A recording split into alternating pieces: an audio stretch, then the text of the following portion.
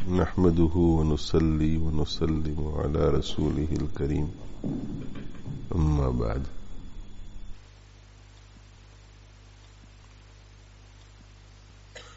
جو شخص تقوی اختیار کرتا ہے، اللہ تعالیٰ کے احکامات کی پابندی کرتا ہے، اللہ کو ناراض کرنے والے کاموں سے بچتا ہے، متقی بن جاتا ہے، تو اللہ تعالی شانہ اس کو ہر پریشانی، ہر تکلیف، ہر مصیبت سے بچا لیتے ہیں۔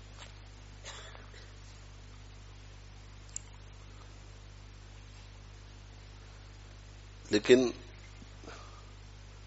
بعض دفعہ کچھ مصلحتوں کا تقاضا ہوتا ہے،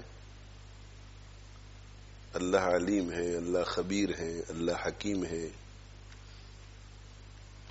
تو کچھ مصلحتوں کا تقاضا ہوتا ہے جن کی وجہ سے متقی کو بھی پریشانیوں میں مبتلا کرنا پڑتا ہے۔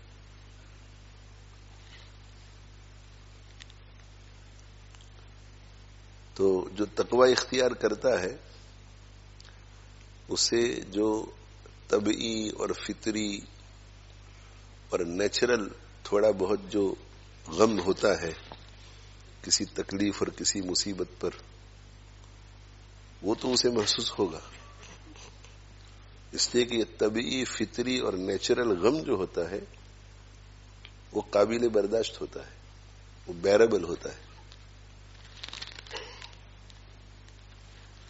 جیسے آپ کو انجیکشن اگر کوئی لگائے تو سوئی اور نیڈل انجیکشن کی جب آپ کے جسم میں جائے گی تو فطری طبعی تقاضا ہوتا ہے کہ آپ کو تکلیف ہو تھوڑی دیر کے لیے، تو تکلیف محسوس ہوتی ہے، مگر وہ بیربل ہے، وہ قابل برداشت ہے۔ آپ کو بھوک لگی تو تکلیف ہوگی مگر قابل برداشت ہوتی ہے، بخار ہو گیا تو تکلیف ہوگی مگر قابل برداشت ہوتی ہے۔ تو یہ بات ذہن نشین کر لیجئے کہ تقوی کی برکت سے انسان پریشانیوں سے محفوظ رہتا ہے،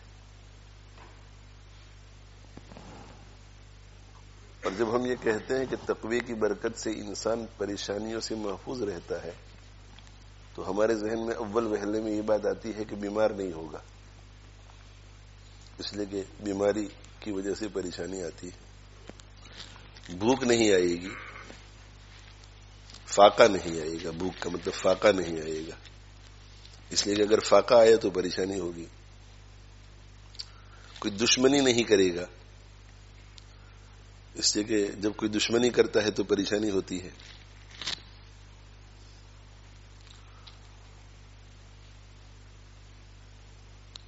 تو ہمارے ذہنوں میں یہ بات آتی ہے کہ اگر تقوی اختیار کر لیا گیا، متقی بن گئے، اللہ کا ولی بن گئے، تو پریشانی نہیں آئے گی، اور جب پریشانی نہیں آئے گی اس کا مطلب یہ کہ پریشانی کے اسباب جتنے بھی ہیں ان سے بھی حفاظت ہو جائے گی، اور ہوگا ایسا تقوی سے پریشانی سے حفاظت ہوتی ہے، اور جب پریشانی سے حفاظت ہوتی ہے تو پریشانی کے اسباب سے بھی حفاظت ہو جائے گی۔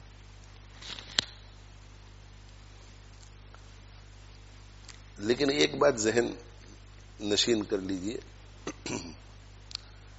کہ دنیا اللہ نے بنائی ایسی ہے، اور جس مقصد کے لیے دنیا میں ہمیں اللہ نے بھیجا ہے کہ ہم اس کے فرما بردار بندے بن کر رہیں اور ہماری روحانی ترقی ہو، ہمیں اللہ کا قرب خاص نصیب ہو، تو اس کا تقاضا یہ ہے کہ دنیا میں کوئی نہ کوئی تکلیف آئے۔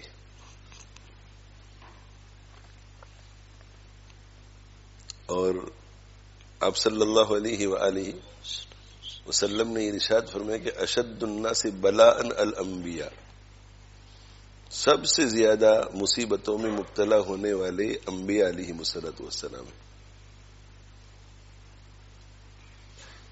سب سے زیادہ جو مصیبتیں آتی ہیں وہ انبیاء پر۔ اور انبیاء علیہ الصلوۃ والسلام کے بعد پھر جو افضل ہوتے ہیں، ثم الافضل، پھر ان پر آتی ہیں، پھر ان کے بعد جو افضل ہوتے ہیں ان پر آتی ہیں، پھر ان کے بعد جو افضل ہوتے ہیں ان پر آتی ہیں. یعنی اس کا مطلب یہ ہے کہ جو اللہ سے جتنا زیادہ قریب ہوگا مصیبتیں اتنی ہی اس پر زیادہ آئیں گی، آزمائشیں اتنی ہی زیادہ اس پر آئیں گی. آپ صلی اللہ علیہ وآلہ وسلم ارشاد فرماتے ہیں کہ اوذیت فی اللہ ما لم یؤذ احد قبلی، مجھے اللہ کی خاطر جتنی ایذا پہنچائی گئی ہے اتنی ایذا مجھ سے پہلے کسی کو نہیں پہنچائی گئی.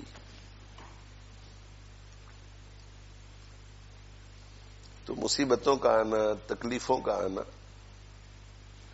یہ اللہ تعالی شانہ کا ایک ہمیں جنت میں داخل کرنے اور اونچے درجے اور اپنے قرب سے نوازنے کا پلان ہے، اس کا حصہ ہے.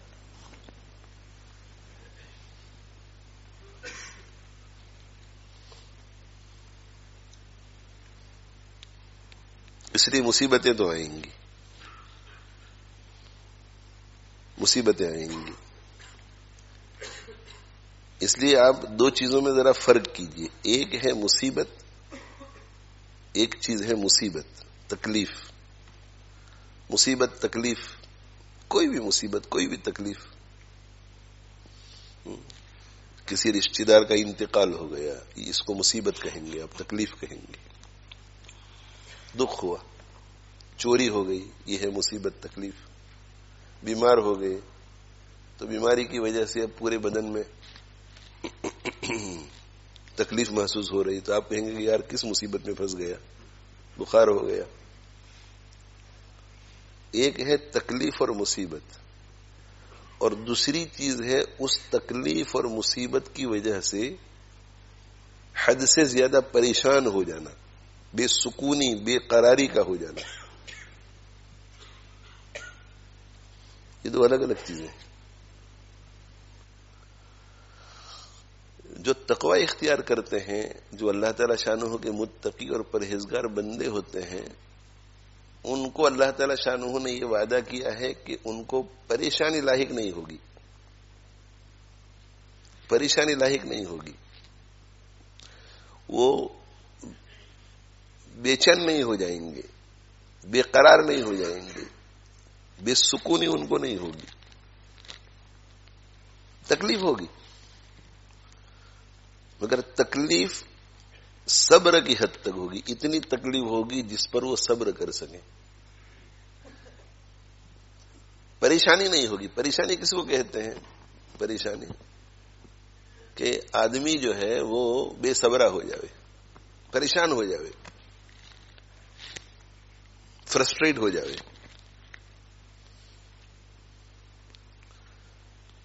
تو تقوی کی برکت سے انسان پریشانیوں سے محفوظ رہتا ہے، پریشانیوں سے محفوظ رہتا ہے. اور اللہ پریشانیوں سے بچانا چاہتے ہیں تو اس کے دو طریقے ہیں. ایک طریقہ یہ ہے کہ پریشانیوں کے اسباب، مصائب، ان کو ہی نہیں آنے دیتے، مصیبتیں ہی نہیں آتی، مصیبتیں نہیں آتی تقوی کی برکت سے. اور دوسرا طریقہ یہ ہے کہ اللہ کسی مصلحت کی وجہ سے مصیبت بھیجنا چاہتے ہیں تو اللہ مصیبت بھیجتے ہیں مگر پریشان نہیں ہونے دیتے، پریشان نہیں ہونے دیتے. میں اور آپ سنتے ہیں کہ فلاں کو کینسر ہو گیا ہے تو ہمیں ایک قسم کی گھبراہٹ محسوس ہوتی ہے کہ یار مجھے نہ ہو جائے تو اچھا ہے، اللہ کرے مجھے نہ ہو جائے، کینسر ہو گیا بیچاری کو. اور جب اس کے بارے میں ہم سوچتے ہیں، چونکہ ہم خود گھبرا رہے ہیں، پریشان ہو رہے ہیں اپنے بارے میں فکر کر کے کہ کہیں مجھے نہ ہو جائے، تو وہ جو کینسر میں مبتلا ہے اس کے بارے میں سوچتے ہیں تو ہمیں ایسا ہوتا ہے کہ بیچاری کی راتیں کیسی گزرتی ہوں گی، بیچاری کے دن کیسے گزرتے ہوں گے. لیکن وہ متقی ہوتا ہے، اس لیے وہ تھوڑی بہت تکلیف تو محسوس کرتا ہے کہ یار مجھے کینسر ہو گیا ہے،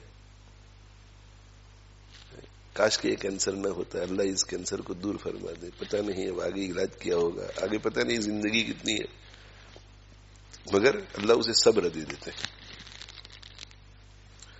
صبر دے دیتے ہیں، اسے تقدیر پر رضا دے دیتے ہیں۔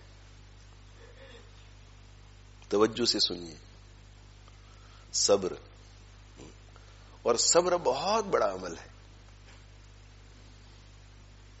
ایک شخص کو کینسر ہو جاوے اور وہ جب سے اس کی آنکھیں کھلے اس وقت سے لے کر جب وہ سونے کے لیے جائے،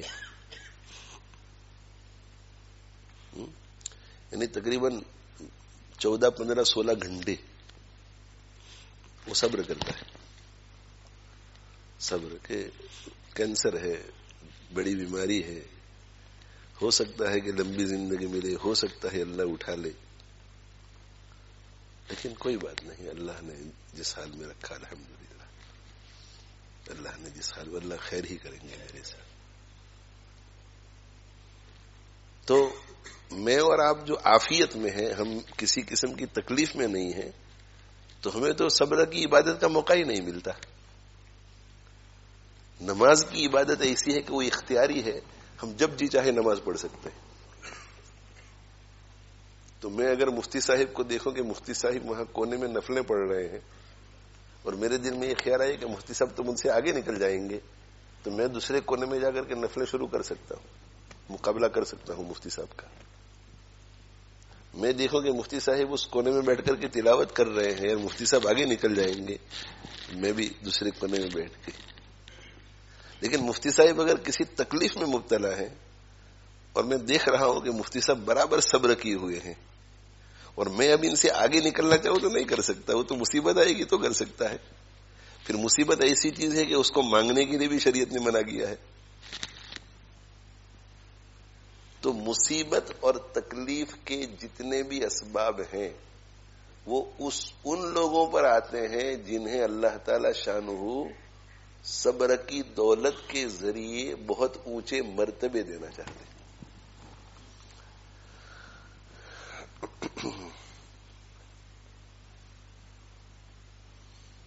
اور اللہ کے جتنے بھی نیک بندے ہوتے ہیں ان میں سے ہر ایک کو اللہ کسی نہ کسی طرح تکلیف میں مبتلا کرتے ہیں۔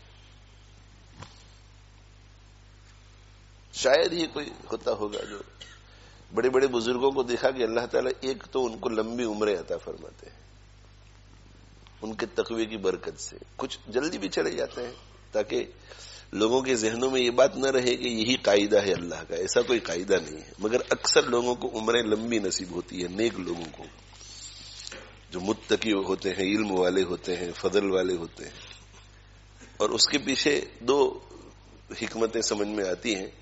ایک تو یہ کہ ان کی لمبی عمریں ہوتی ہیں تو اجر و ثواب بہت بڑھ جاتا ہے ان کا، تو کیوں اللہ ان کو 40 سال کی عمر میں بلا لیں گے، 35 سال کی عمر میں بلا لیں گے کہ بس 40 سال کی عمر ہی میں اتنے تو بہت کچھ کر لیا ہے، اب میں اٹھا انہیں اور کرنے دو۔ اس لیے کہ حضور صلی اللہ علیہ وسلم سے پوچھا گیا کہ لوگوں میں سے بہترین کون ہے، تو نبی صلی اللہ علیہ وسلم نے فرمایا من طال عمرہ وحسن عملہ، جس کی عمر بھی لمبی ہو اور ساتھ میں عمل بھی اچھا ہو۔ تو جو اللہ والے ہوتے ہیں، نیک لوگ ہوتے ہیں، علم بھی ہے، عمل بھی ہے، ولایت بھی ہے، ان کی زندگی کتنی عمدہ ہوگی، تو اچھی اور پھر لمبی۔ اور دوسری وجہ یہ ہے سمجھ میں آتی ہے کہ ایسے لوگوں کی عمروں میں اللہ اس لیے برکت دیتے ہیں کہ اللہ اپنے بندوں پر مہربان ہے، تو اللہ چاہتے ہیں کہ میرے اس بندے سے جس کے پاس روحانی اور علمی خزانے ہیں، میرے بندے زیادہ سے زیادہ متمتع ہوں۔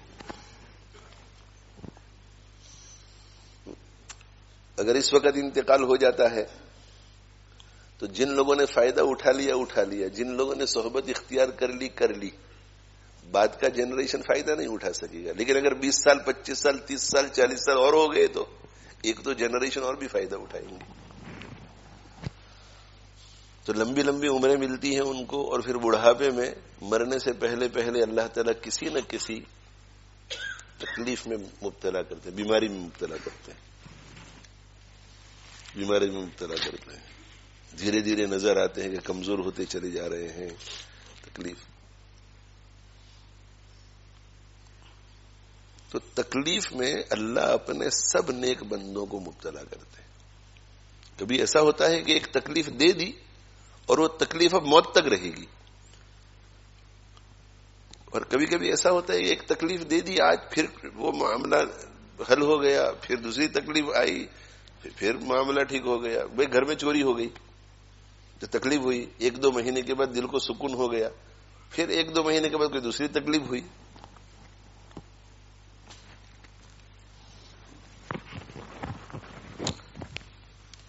تو یہ جو ہے میں اپنے الفاظ میں سمجھا رہا ہوں، کہ میں نے اپنی اصطلاح بنا لی ہے خود کی.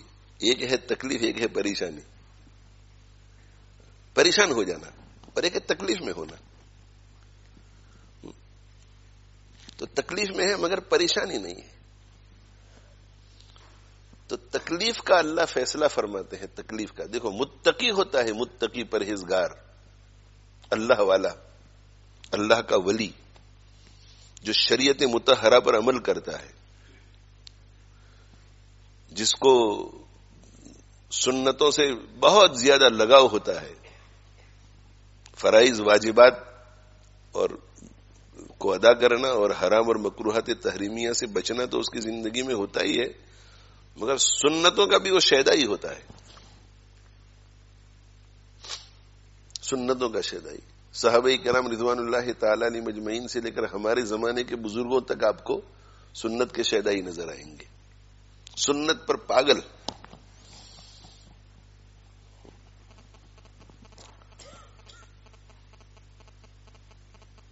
وہ تشریعی سنتوں کا تو اہتمام کرتے ہیں، مگر سنن عادیہ کا بھی اہتمام کرتے ہیں. حضور صلی اللہ علیہ وسلم کو نبیذ کا مشروب پسند تھا، تو مجھے بھی پسند ہے. ایک تو ہم اور آپ ہوئے نا کہ نبیذ کو چکھا، اچھا لگا تو ہمارا محبوب ہو گیا، اور اچھا نہیں لگا تو دوسری مرتبہ نہیں. جزاک اللہ. اور یہ شیدائی کا کیا مطلب؟ یہ ہمارے جو بزرگان دین تھے کہ سنا کہ اللہ کے نبی صلی اللہ علیہ وسلم نبیذ پیتے تھے اور پسند فرماتے تھے، تو کہ بس اب مجھے بھی پسند ہو گیا. اندر سے طبیعت ایسی ہوتی تھی کہ وہ پسند ہوتا تھا، بڑے شوق سے پیتے تھے.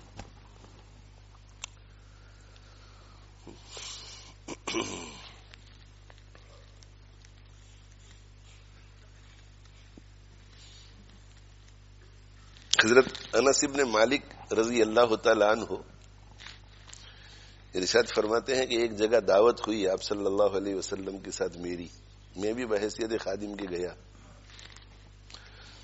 جب کھانے کے لیے بیٹھے تو شوربہ تھا، اس میں گوشت بھی تھا اور کدو بھی تھا. کدو، لوکی، گوڑ، پمکن، اور وہ دودھی، کیا کہتے ہیں انگلش میں اس کو؟ دودھی کو.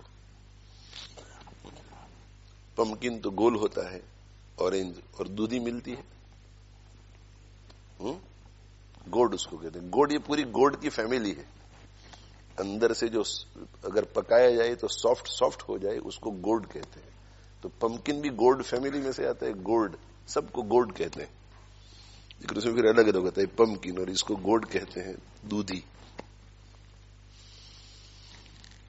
تو حضور صلی اللہ علیہ وسلم جو ہے، گوشت کی بوٹیاں بھی تھی اور وہ کدو بھی تھا. تو کدو کو ڈھونڈ ڈھونڈ کر کھا رہے تھے شوربے میں سے. تو حضرت انس رضی اللہ تعالی عنہ کو پہلی مرتبہ نظر آیا کہ حضور اکرم صلی اللہ علیہ وسلم کو کدو پسند ہے. تو یہ حضرت انس رضی اللہ عنہ کا جملہ ہمیں بخاری شریف میں ملتا ہے. کیا فرماتے حضرت انس رضی اللہ عنہ یہ واقعہ بیان کر کے؟ فلم ازل احب الدباء من یومئذ، بس مجھے برابر کدو سے محبت رہی آج تک اس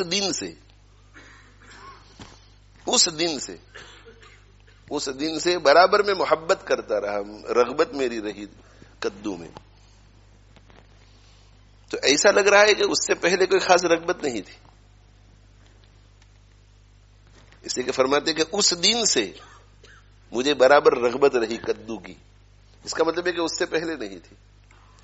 تو عشق نبوی ایسا رچا بسا تھا، اس لیے کہ کسی چیز کی طرف رغبت ہو جانا، رغبت کا نہ ہو جانا کسی کو دیکھ کر کے تو نہیں ہو سکتا، اس کا تو ٹیسٹ کے ساتھ تعلق ہے. کسی کو دیکھ کر آپ کو رغبت نہیں ہوگی کہ میرے حضرت کھا رہے ہیں تو آج سے مجھے بھی اس چیز سے محبت ہو گئی. وہ تو آپ چکھیں گے، بھائی حضرت کو بہت پسند ہے، حضرت خوب کھاتے ہیں، میرے لیے ایک کافی. لیکن ایسی محبت رچی بسی تھی ان کے سینوں میں کہ محبوب کو جو چیز پسند ہوتی تھی وہ ان کو بھی پسند ہو جاتی تھی. یعنی تبھی محبت اس اعلیٰ درجے کی تھی.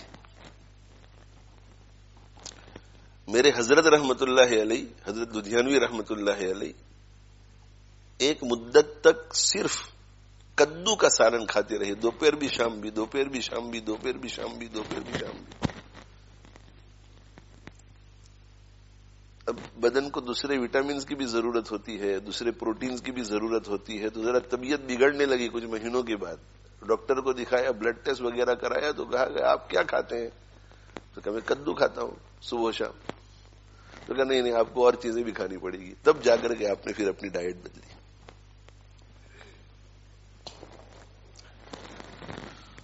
تو جو لوگ تقوی والی زندگی اختیار کرتے ہیں، تقوی والی سنتوں سے بھی ان کو بہت اعلیٰ درجے کی محبت. ابن عمر رضی اللہ تعالیٰ عنہما، ابن عمر رضی اللہ سنت سے بہت محبت عبداللہ ابن عمر رضی اللہ تعالیٰ عنہما کو. امام بخاری رحمۃ اللہ علیہ فرماتے ہیں کہ ابن عمر رضی اللہ تعالیٰ عنہما سے زیادہ سنت کو لازم پکڑنے والا کوئی نہیں. یعنی صحابہ کرام رضوان اللہ تعالی علیہ مجمعین میں سے تقریباً ہر شخص شہیدہ ہی تھا سنت کا. اس جماعت میں جس میں ہر شخص سنت کے لیے قربان ہو رہا ہو، اس میں کسی کا ممتاز ہو جانا وہ کس درجے پر ہوگا اتباعی سنت میں؟ سبھی عمل کرتے تھے سنت پر. اس میں حضرت امام بخاری کا حضرت ابن عمر رضی اللہ عنہ کے بارے میں کہنا کہ یہ سنت کو جتنا لازم پکڑتے تھے اتنا اور کوئی نہیں، تو سنت میں ان کا کتنا اونچا مقام ہوگا. وہ سفر بھی کرتے تھے. تو سفر میں اس زمانے میں جنگل بیابان میں سب انہوں نے یاد رکھا تھا کہ حضور اکرم صلی اللہ علیہ وآلہ وسلم نے کس جگہ پر پڑاؤ اپنا کیا، منزل کی اور پڑاؤ ڈالا کس جگہ پر. اور نیت اس وقت تھی کہ جب میں بھی سفر کروں گا تو یہیں اتروں گا. تو سب آپ نے یاد رکھا ہے کہ یہاں پڑاؤ ڈالا ہے تو اس طرف ایک درخت ہے بہت بڑا، ادھر چھوٹا درخت ہے، ادھر پہاڑی ہے، آگے پیچھے. اس لیے کہ وہاں تو کوئی علامت تو بنائی نہیں گئی تھی، بستی تو تھی نہیں، وہ تو جنگل بیابان میں. اور پھر جو ہے وہ سفر کرتے تھے تو ساری علامتوں کو دیکھ کر کے وہیں اور فرماتے تھے کہ یہاں پر اللہ کے نبی صلی اللہ علیہ وسلم نے قیام کرنا. ضرورت نہیں ہوتی تھی، تھکے ہوئے نہیں ہوتے تھے، پڑاؤ ڈالنے کا وقت نہیں ہوتا تھا، پھر بھی رک جاتے تھے. اس لیے کہ اس زمانے میں جب سفر کرتے تھے تو اس کے کچھ اوقات ہوتے تھے، جن اوقات میں اتنے گھنٹے اونٹنی چلی ہے اب روک دو، گرمی ہے سردی ہے، ان سب چیزوں کو دیکھ کر، نماز کی اوقات رات کو دیکھ کر. لیکن نہیں، یہاں حضور صلی اللہ علیہ وسلم نے جہاں آپ صلی اللہ علیہ وسلم نے پیشاب فرمایا تو اس جگہ پہ رک کے پیشاب فرماتے تھے، استنجا کرتے تھے. حاجت نہیں ہوتی تھی پھر بھی. تو بخاری شریف میں ایک روایت ہے کہ ایک صاحب نے پوچھا حجر اسود کے استلام کے بارے میں، تو آپ نے فرمایا کہ اللہ کے نبی صلی اللہ علیہ وسلم حجر اسود کا استلام بھی کرتے تھے اور حجر اسود کو بوسہ بھی دیتے تھے. تو سوال پوچھنے والے نے کہا کہ ارائیت ان زحمت تو، ارائیت ان غلبت تو، آپ کی کیا رائے ہے اگر بہت بھیڑ ہو جاوے.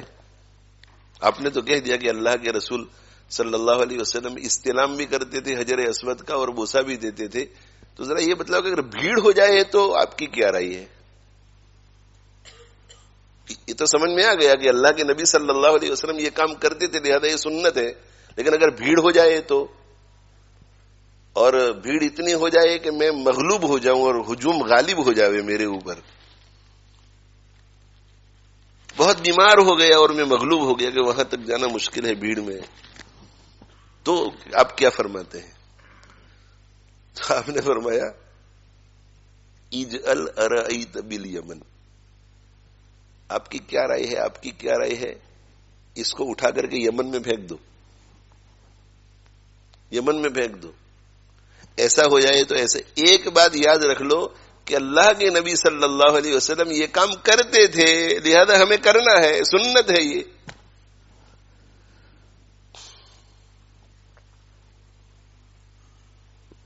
حضرت عمر رضی اللہ تعالیٰ عنہ حجر اسود کی فضیلت کو نہیں جانتے تھے، بالکل جانتے تھے کہ یہ جنت سے آیا ہوا پتھر ہے، پھر جنت میں چلا جائے گا. کتنی فضیلت ہے، فضیلت والا پتھر یعنی. تو جب کوئی فضیلت والی چیز ہوتی ہے، متبرک چیز ہوتی ہے، تو آدمی کا دل یوں کرتا ہے ویسے بھی کہ ذرا ہاتھ لگائیں، اس کو موقع مل جائے ذرا بوسہ دے دیں. اگر کوئی ہمیں کہے کہ یہ رومال جو ہے حضرت تھانوی رحمۃ اللہ علیہ کا ہے، تو فوراً ہمارا دل کرے گا کہ یار ہاتھ لگاؤں. اور اگر ہمیں دے کہ لیجیے آپ ذرا اس کو ہاتھ میں لیجیے، تو ہم فوراً جو ہے ایسا بوسہ دیں گے اور آنکھوں پر لگائیں گے. اور ایک فطری چیز ہے، عقیدت ہوتی ہے، محبت ہوتی ہے.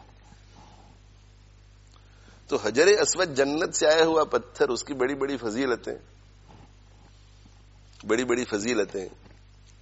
یعنی بوسہ دینے کی فضیلت تو اپنی جگہ پر ہے کہ جو شخص حجر اسود کا بوسہ لیتا ہے تو حجر اسود اس کے لیے قیامت کے دن توحید کی گواہی دے گا کہ یہ موحد ہے، مشرک نہیں ہے. یہ الگ بات ہے. لیکن میں یہ کہہ رہا ہوں کہ بوسہ دینا سنت ہے آپ صلی اللہ علیہ وسلم کی. لیکن یہ بوسہ دینا سنت ہے، اسے نکال دیجئے کہ حضور صلی اللہ علیہ وسلم نے بوسہ ہی نہیں دیا ہے. تھوڑی دیر کے لیے ایسا سمجھ لیجئے کہ بوسہ نہ دیا ہوتا تو بوسہ نہ دیا ہوتا پھر بھی حجر اسود کچھ کم درجے کی چیز ہوتی یا بہت قیمتی چیز ہوتی؟ بہت قیمتی چیز، بہت قیمتی چیز. مقام ابراہیم کو حضور صلی اللہ علیہ وسلم نے بوسہ نہیں دیا ہے، مگر ہمارے لیے مقام ابراہیم بہت قیمتی چیز ہے. تو حجر اسود بہت قیمتی چیز. اور حضور صلی اللہ علیہ وسلم نے بوسہ نہ دیا ہوا ہوتا تو بھی قیمتی چیز، لیکن اس پر بوسہ دے دیا حضور صلی اللہ علیہ وسلم نے تو اور قیمتی ہو گیا کہ حضور صلی اللہ علیہ وسلم کا بوسہ پڑا ہے. شاعر مشرق ڈاکٹر اقبال نے عجیب بات کہی تھی، تیرے بوسے کو ہم دیتے ہیں بوسہ سنگ اسود پر، وگرنہ ہم مسلمانوں کا کیا رکھا ہے پتھر میں. یہ حجر اسود قیمتی تو بہت ہے، مگر ہم پتھروں کی پوجا نہیں کرتے، ہم مسلمانوں کا پتھر میں کچھ نہیں رکھا ہے. تو پھر حجر اسود کو کیوں بوسہ دے رہے ہیں؟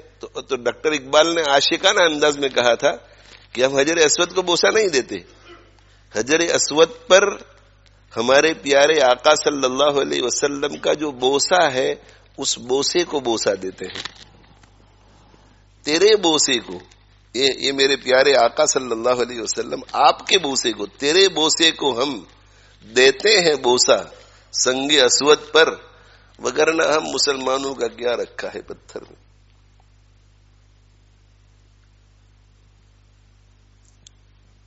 تو اس سے تو اور زیادہ قیمتی ہو گیا، پھر سنت بن گئی. اب حجر اسود کو بوسہ دینا بہت اونچی چیز.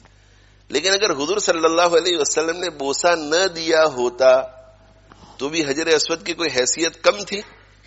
بہت اونچی حیثیت، جنت سے آیا ہوا پتھر. مگر حضرت عمر رضی اللہ تعالیٰ عنہ جب بوسہ دینے کے لیے گئے حجر اسود کو، تو آپ نے بوسہ دینے سے پہلے کہا کہ انک لا تضیا ایھا الحجر، انک لا تضر انی لعالم انک لا تضر ولا تنفع، مجھے معلوم ہے کہ تو نہ ضرر کا مالک ہے نہ نفع کا مالک ہے، تو کچھ نہیں کر سکتا.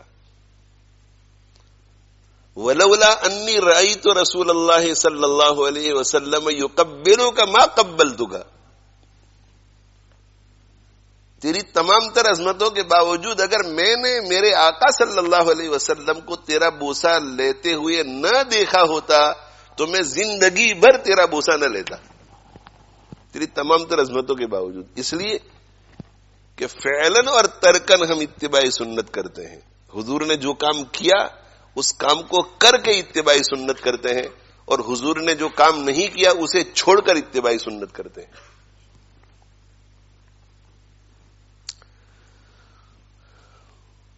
تو ایسے لوگوں کو اللہ تکلیفوں سے بچاتے ہیں، تکلیفوں سے بچاتے ہیں، مصیبتوں سے بچاتے ہیں، آفتوں سے بچاتے ہیں. لیکن بعض مصلحتوں کی وجہ سے تکلیفوں میں مبتلا کرنا پڑتا ہے، مصیبتوں میں مبتلا کرنا پڑتا ہے. ایک پلان ہے اللہ کا کہ اس کے ذریعے اللہ رفیع درجات عطا فرماتے ہیں.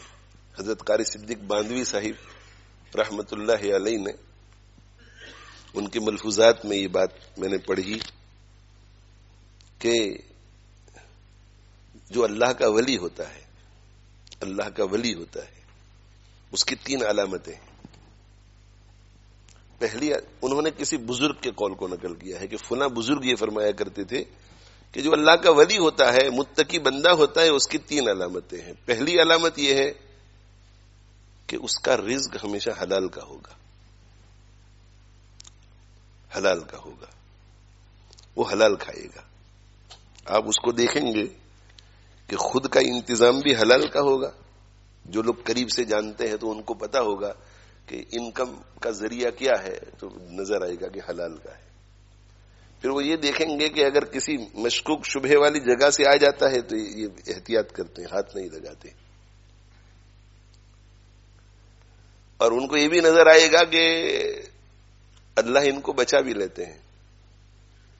ایسے بھی واقعات ہوتے ہیں کہ فلاں جگہ ہماری دعوت تھی مگر نہیں پہنچ سکی، بعد میں پتا چلا کہ 3 مہینے کے بعد کی گڑبڑ تھی کچھ مال. یعنی ان کے پیٹ میں اللہ حلال ہی کو جانے دیتا ہے، حرام کو نہیں جانے دیتا. دوسری علامت ان کی،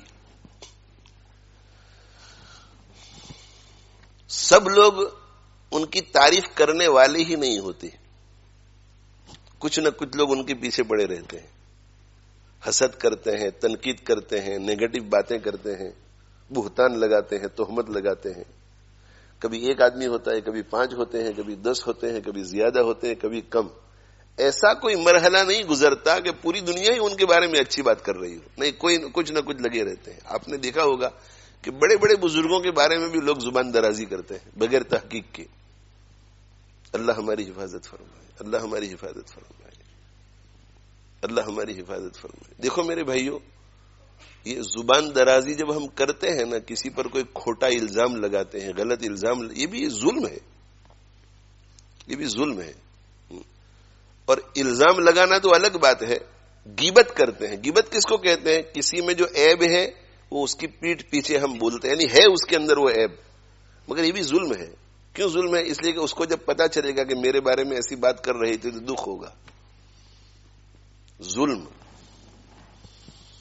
ظلم سے بچنا چاہیے. ہم ظلم کن چیزوں کو سمجھتے ہیں؟ کسی کو قتل کر دینا ظلم ہے، کسی کی زمین ہڑپ کر لینا ظلم ہے، کسی کو گھر سے نکال دینا ظلم ہے. نہیں، کسی کو کسی طرح سے بھی تکلیف پہنچانا ظلم ہے. اور ظلم سے بچنا چاہیے. ایک قصہ یاد آ گیا. یحییٰ بر مکی، یہ یحییٰ بر مکی جو ہے یہ ہارون رشید کے استاد ہیں. یحییٰ بر مکی ہارون رشید کے استاد. اور ہارون رشید کے والد کا نام مہدی ہے، خلیفہ مہدی. تو خلیفہ مہدی نے یحییٰ برمکی کے سپرد کیا اپنے بیٹے ہارون رشید کو کہ ان کو تعلیم بھی دو اور ان کی تربیت بھی کرو. اب ہارون رشید کو آپ سب جانتے ہیں، علم دوست.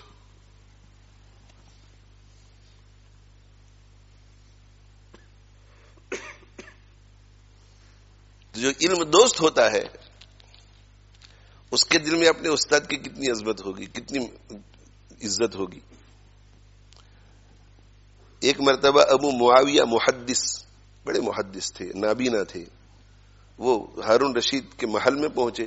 آنا جانا ہوتا تھا، ایسے لوگوں کو بہت قریب کرتے تھے ہارون رشید، اس لیے کہ علمی ذوق تھا. کھانا کھانے سے فارغ ہو گئے، جب ہاتھ دھونے کا وقت آیا تو ابو معاویہ محدث کے ہاتھ دھوئے جانے لگے. تو جب وہ ہاتھ دھو رہے تھے تو ہارون رشید نے پوچھا کہ آپ کو پتا بھی ہے کہ آپ کے ہاتھ کون دھلا رہا ہے؟ تو کہا کون؟ تو کہا خلیفہ خود دھلا رہا ہے. تو ایک محدث جنہوں نے ان کو پڑھایا نہیں ہے، ہو سکتا ہے حدیثیں لی ہوں، لیکن جیسے یحییٰ برمکی نے بچپن میں ان کو تعلیم دی اور جو بنیادیں بنی، اس کا جب اتنا احترام ہے تو یحییٰ برمکی کا کتنا احترام ہوگا.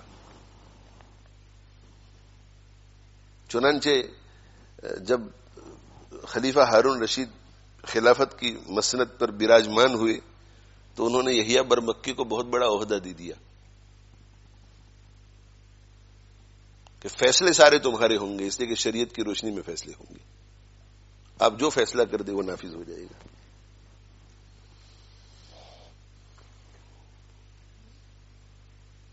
اور یحییٰ برمکی کے یہاں یہ آتے جاتے تھے تو یحییٰ برمکی اور خلیفہ مہدی دونوں کا تعلق اچھا تھا. تو یحییٰ برمکی کا بیٹا فضل یہ ہارون رشید کا ہم عمر تھا. تو فضل کے ساتھ یحییٰ برمکی کی بیوی کی چھاتی سے ہارون رشید نے دودھ بھی پیا، تو رضائی باپ بھی ہوتا تھا یحییٰ برمکی. تو یحییٰ برمکی رضائی باپ بھی ہیں، استاد بھی ہیں، مربی بھی ہیں، اور اس قدر اہتمام کے سکہ ان کے ہاتھ میں تھا، جو وہ کہتے تھے وہ ہوتا تھا. اور اچانک پانسا پلٹا، کسی بات پر ناراض ہو گیا ہارون رشید اور یحییٰ برمکی کو جیل میں ڈال دیا. پھسل جاتا ہے آدمی، غلطی ہو جاتی ہے. اسی لیے ابھی کچھ دنوں پہلے بھی میں نے وہ بات کہی تھی، وہ دوبارہ دہرا دوں کہ ہم جہاں اس وقت ہیں، ہماری عمر جہاں ہے، یہاں سے لے کر قبر کتنی دور ہے. تو آخرت کی تیاری کے اعتبار سے تو ایسا ہی سمجھنے کا کہ کسی وقت بھی موت آ سکتی ہے. ایسا نہیں سمجھنے کا کہ ابھی 20 ایئرز کا ہوں، 20 سال کا ہوں تو ابھی 50 سال باقی ہے. نہ، کسی وقت بھی جا سکتے ہیں، تاکہ موت کی ہم تیاری کر سکیں. تو آخرت کی تیاری کرنے کے اعتبار سے جس طرح بوڑھا آدمی ایسا سوچتا ہے کہ اب کسی وقت بھی میں جو دنیا سے جا سکتا ہوں، تو جوان کو بھی ایسا ہی سمجھنا چاہیے. لیکن جب ہم فتنوں کو دیکھتے ہیں نا کہ بھئی فلسطین کے یہ حالات ہیں، کہیں ایسا نہ ہو کہ ہم پر بھی ایسے حالات آ جائیں، تو ہم بہت ڈرتے ہیں کہ پتہ نہیں انتقال کب ہوگا، ابھی تو یہاں سے لے کر بہت دیر ہے. تو آزمائشوں اور فتنوں اور اللہ کی پکڑ میں آنے کے بارے میں جب ہم سوچتے ہیں تو ایسا نہیں سوچنے کا، اسی طرح سوچنے کا جیسے جوان سوچتا ہے. موت کی تیاری کے اعتبار سے جوان کو بوڑھے کی طرح سوچنے کا کہ کسی وقت بھی مر سکتا ہوں، اور فتنے میں پڑنے کے اعتبار سے بوڑھے کو جوان کی طرح سوچنے کا کہ ابھی تو پتہ نہیں کب مریں گے، اس سے پہلے کہیں ہم دنیا میں زندگی میں کیے ہوئے کسی کرتوت کی سزا دنیا میں نہ بھگتنی پڑے.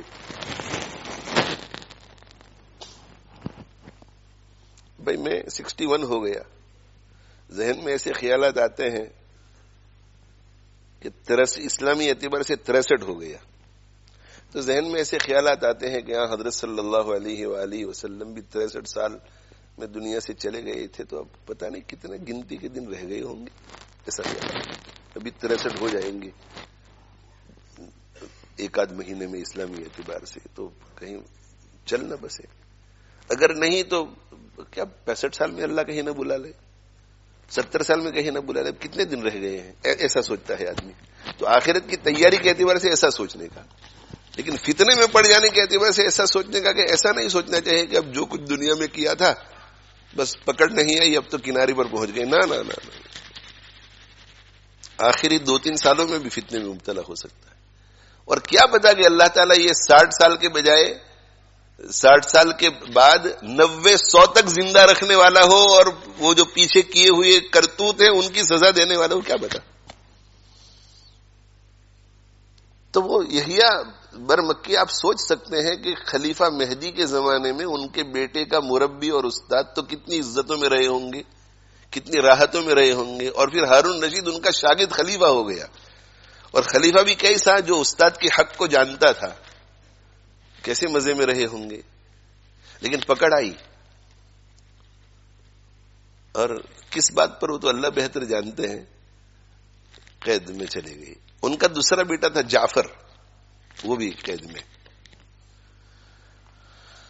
تو ایک دن جعفر نے اپنے والد سے کہا یحییٰ برمکی سے کہ زندگی بڑی راحتوں میں گزری، اور آپ کی زندگی بس آخری مرحلے میں پہنچ گئی، اور اللہ نے آپ کو جیل میں بٹھا دیا، اور خلیفہ اتنے ناراض ہیں کہ لگتا نہیں ہے کہ آپ چھوٹ سکیں. اور ایسا ہی ہوا، وہ جیل ہی میں انتقال ہوا. تو کیا لگتا ہے آپ کو ایسا کیوں ہوا؟ عالم تھے وہ یحییٰ برمکی. تو انہوں نے کہا بیٹا ایسا لگتا ہے کہ زندگی میں کسی وقت کسی پر ظلم ہو گیا ہوگا، اس کی آہ لگ گئی.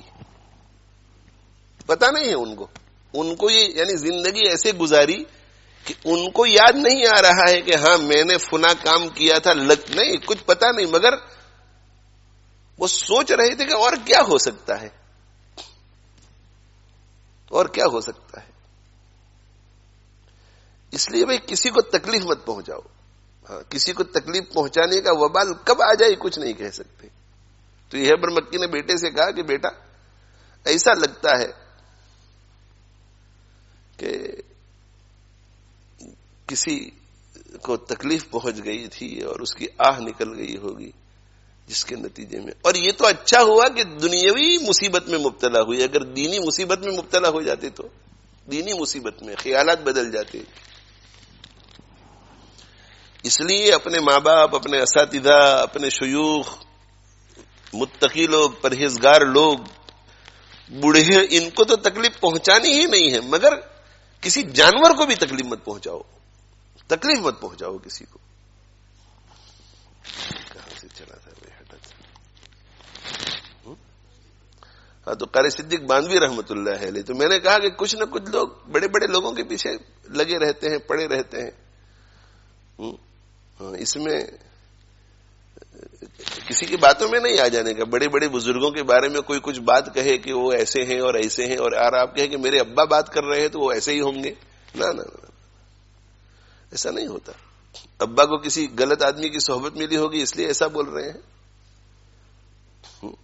حضرت امام شافعی رحمت اللہ علیہ کے زمانے میں جب وہ حیات تھے، بعض کہنے والوں نے ایسا کہا کہ ہوا اضر من ابلیس،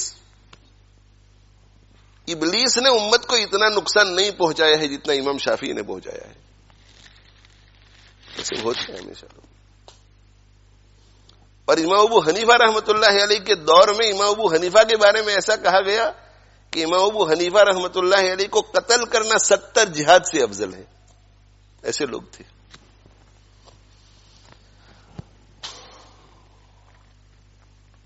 لیکن وبال آیا ان پر.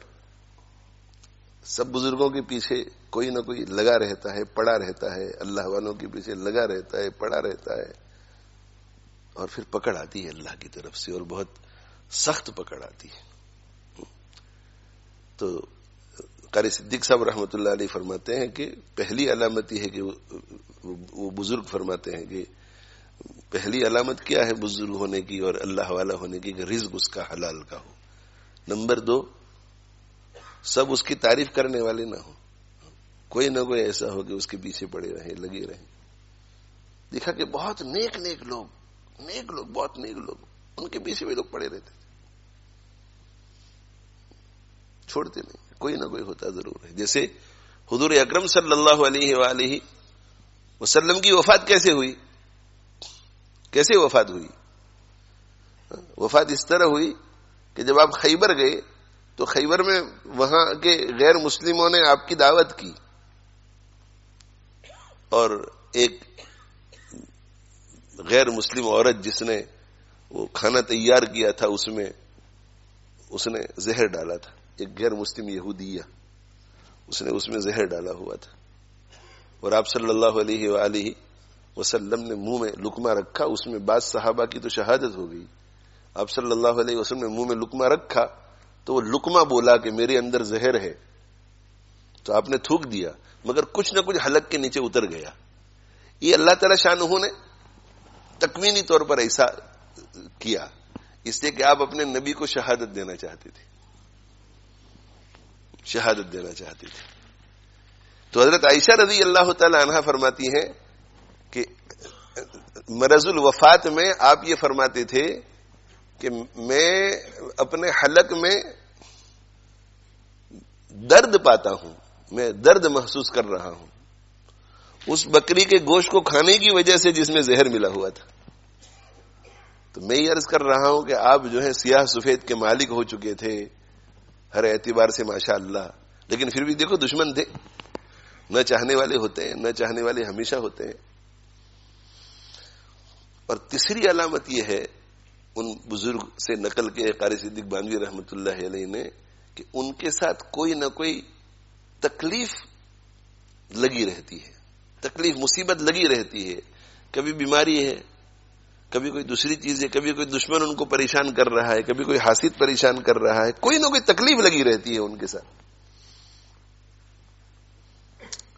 تو تقوی کی برکت سے اللہ تعالی شانہ پریشانیوں سے بچاتے ہیں، پریشانیوں سے. تقوی کی برکت سے جب بندہ متقی ہو جاتا ہے، اللہ کا ولی ہو جاتا ہے، تو 24 گھنٹے اسے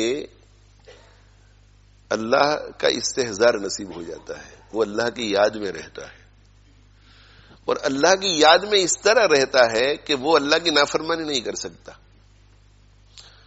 اس کو استحضار رہتا ہے کہ اللہ مجھے دیکھ رہا ہے، اور یہ بھی استحضار رہتا ہے کہ وہ بڑا قادر ہے. میں اگر غلطی کروں گا تو میری کہیں پکڑ نہ ہو جاوے، کہیں آسمان سے انگارے نہ برس جاوے، کہیں زمین میں دھسا نہ دیا جاؤں. تو اللہ کی یاد اللہ کی معرفت کے ساتھ، اللہ کی یاد اللہ کی معرفت کے ساتھ. ایک تو ہے اللہ کی یاد. تو کسی مسلمان گنہگار جو اوباش قسم کا ہو، وہ کسی پہ ظلم کر رہا ہو اور اب اسے کہے کہ اللہ سے ڈرو، تو اللہ تو اسے بھی یاد آ گیا، مگر پھر بھی وہ پٹائی کر رہا ہے. تو اللہ کی یاد تو ہے مگر معرفت کے ساتھ نہیں، کہ اللہ ضار بھی ہے، نافع بھی ہے، منتقم بھی ہے، سب کچھ کر سکتا ہے اللہ.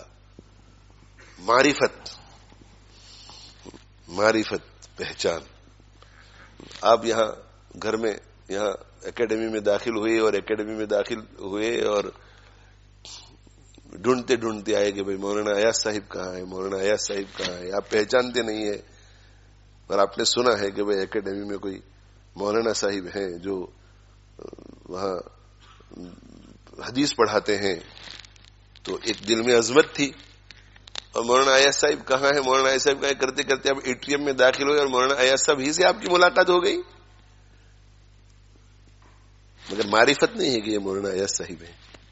تو دیکھو مولانا ایاز صاحب کو دیکھ رہے ہیں، سب کچھ ہے، مگر آپ کے دل پر کوئی احترام، عظمت وغیرہ کا بوجھ نہیں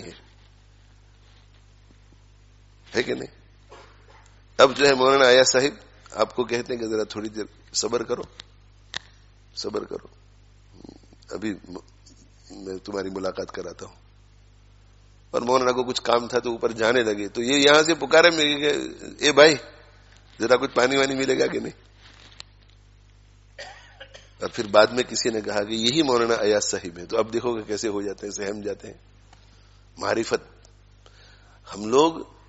ہم جیسے وہ صاحب مولانا ایاز صاحب کا تعارف سنا تھا، مگر مولانا ایاز صاحب کو پہچانا نہیں تھا. بھائی ہے کہ نہیں؟ تو پہچان معرفت حاصل ہو جائے، معرفت حاصل ہو جائے، تو اللہ کی ہمیں حقیقی معنی میں معرفت حاصل ہو جائے کہ اللہ کسے کہتے ہیں، اللہ کون ہے، اللہ کون ہے۔ بہرحال عرض یہ کر رہا تھا کہ اللہ تعالی شانہ کا جو تقوی ہاں اللہ تعالی، تو اللہ کی یاد ہو اللہ کی معرفت کے ساتھ، اللہ کی یاد ہو اللہ کی معرفت کے ساتھ، تو اللہ کی یاد رہے کہ اللہ مجھے دیکھ رہا ہے، اور معرفت کے ساتھ کہ وہ مجھے سزا بھی دے سکتا ہے، پکڑ بھی سکتا ہے، میری آنکھوں کو سلب کر سکتا ہے، مجھے بہرا کر سکتا ہے، مجھے دھسا سکتا ہے، اب تک کچھ نہیں ہوا ہے اس لیے کہ وہ رحیم ہے، رحمان ہے، آگے ضروری نہیں ہے کہ ایسا ہی ہو، اس معرفت کے ساتھ یاد رہے تو اللہ کی نافرمانی ہوگی نہیں ہوگی۔ تو ایسا شخص کیا ہے؟ متقی ہے۔ ایسا شخص کیا ہے؟ پرہیزگار ہے۔ ایسا شخص کیا ہے؟ ولی ہے اللہ کا۔ تو جس کو یہ ذکر نصیب ہو جائے، یعنی یہ ذکر، تو شریعت مطہرہ کا پابند ہوگا، اور جب شریعت مطہرہ کا پابند ہوگا تو الا بذکر اللہ تطمئن القلوب، اللہ کے اس اعلیٰ درجے کے ذکر سے قلوب ہمیشہ ہمیشہ ہمیشہ مطمئن رہتے ہیں، پریشان نہیں ہوتے۔ بڑی سے بڑی بیماری آ جائے، اللہ دل کو مضبوط کرتے ہیں۔ دل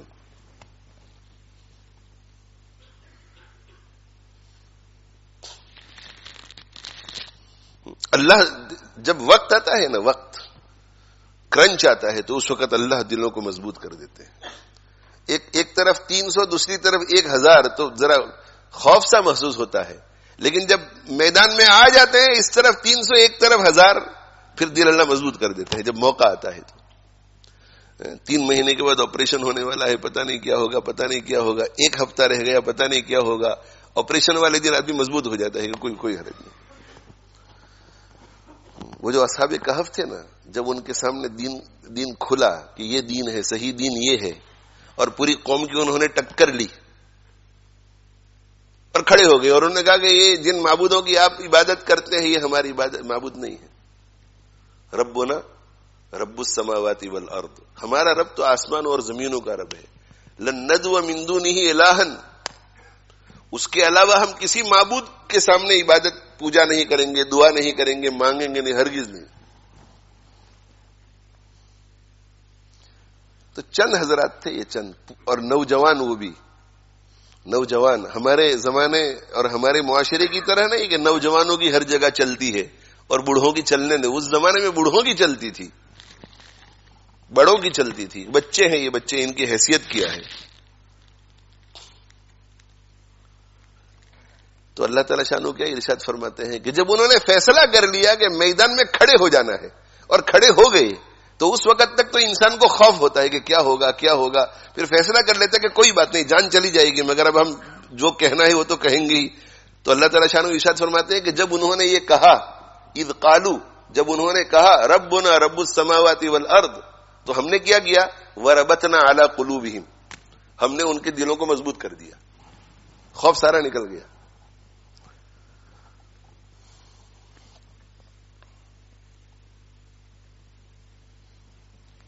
تو تکلیف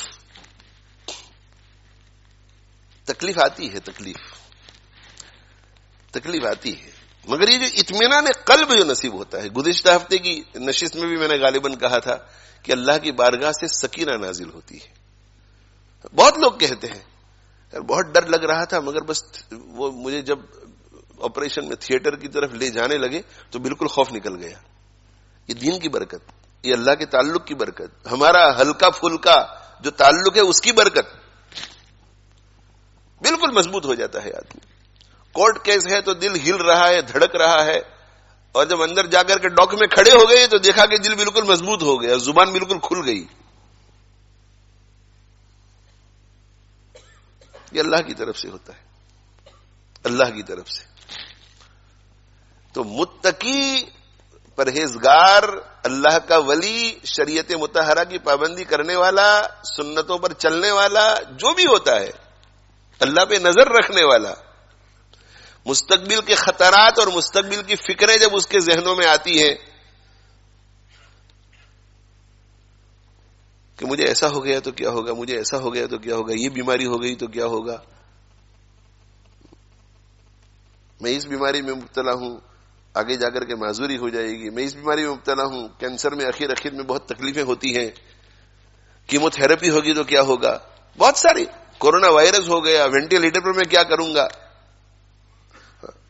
تقویٰ نہیں ہے، اسے ڈرنا چاہیے، اور ڈرتے ہوئے بھی امید تو اللہ ہی سے رکھنی چاہیے. اسے بھی بغیر تقوی والا شخص بھی اگر کسی مصیبت میں مبتلا ہو جائے تو اس کے پاس تقوی کا سامان نہیں ہے، اس لیے اسے ڈرنا تو چاہیے، مگر پھر بھی امید رکھنی چاہیے کہ نہیں اللہ ابھی بھی میری مدد کر سکتا ہے. اور اسے تقوی نہیں ہے تو اسے اگر مدد حاصل کرنی ہے تو اب توبہ کرے. توبہ کے ذریعے اس کو وہی فائدہ پہنچے گا جو تقوی کے ذریعے پہنچتا ہے. سبحان اللہ، سال کے تقوی کے نتیجے میں اللہ جو فائدہ پہنچاتا ہے توبہ کے ذریعے وہی فائدہ پہنچائے گا. اس لیے کہ اللہ تعالی شان و قرآن میں فرماتے ہیں کہ واللہ یحب المتقین اور ان اللہ یحب التوابین. جس طرح اللہ تقوی والے کو محبوب بناتے ہیں اسی طرح توبہ کرنے والے کو بھی محبوب بناتے ہیں. التائب حبیب اللہ، حدیث میں آیا ہے کہ تائب اللہ کا حبیب ہوتا ہے، اللہ کا محبوب ہوتا ہے. تو دیکھو اللہ نے تو حکم فرمایا ہے کہ یا عبادی الذین اسرفوا، یہ میرے وہ بندو جنہوں نے اپنی جانوں پہ ظلم کیا ہے، اسرفوا علی انفسہم لا تقنطوا من رحمت، اللہ کی رحمت سے مایوس نہ ہونا.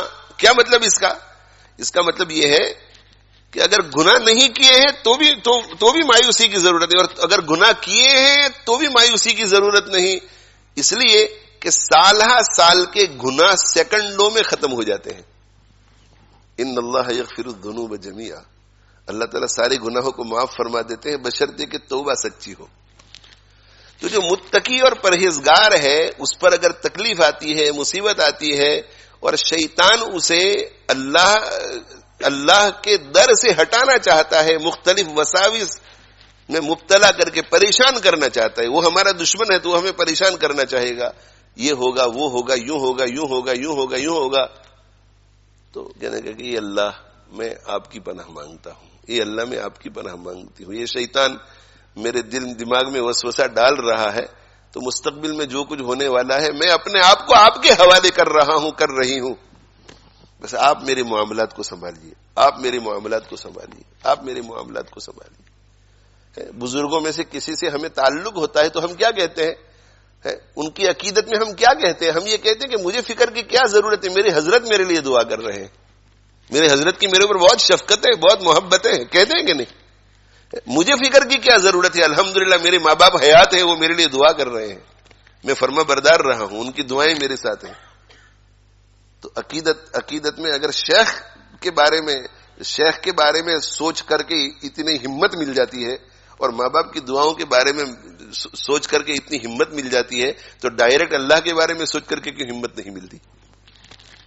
اللہم انی اسلمت نفسی الیک، اپنے آپ کو میں نے آپ کا فرما بردار بنا لیا، اے اللہ، یہ کہو اللہم انی اسلمت نفسی الیک، اے اللہ میں نے اپنے آپ کو آپ کا فرما بردار بنا لیا.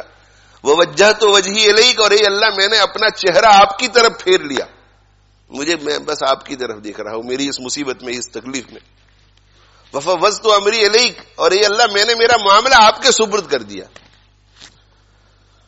نہ ڈاکٹر کچھ کر سکتا ہے، نہ حکیم کچھ کر سکتا ہے، نہ ہومیوپیتھ کچھ کر سکتا ہے جب تک کہ آپ کے دربار سے کوئی فیصلہ نہیں ہوگا. آپ کو سپرد کر دیا، آپ شفا دے تو بھی آپ کے سپرد، شفا نہ دے تو بھی آپ کے سپرد، ٹھیک رکھے تو بھی آپ کے سپرد، معذور کر دے تو بھی آپ کے سپرد، زندگی دے تو بھی آپ کے سپرد، اور اپنے دربار میں بلا لے تو بھی آپ کے سپرد. والجات ظہری الیک، اور میں نے پناہ لے لی آپ کی بارگاہ میں نے اپنی پشت کو پناہ دے دی آپ کی طرف، بس آپ کو میں نے سہارا بنا لیا.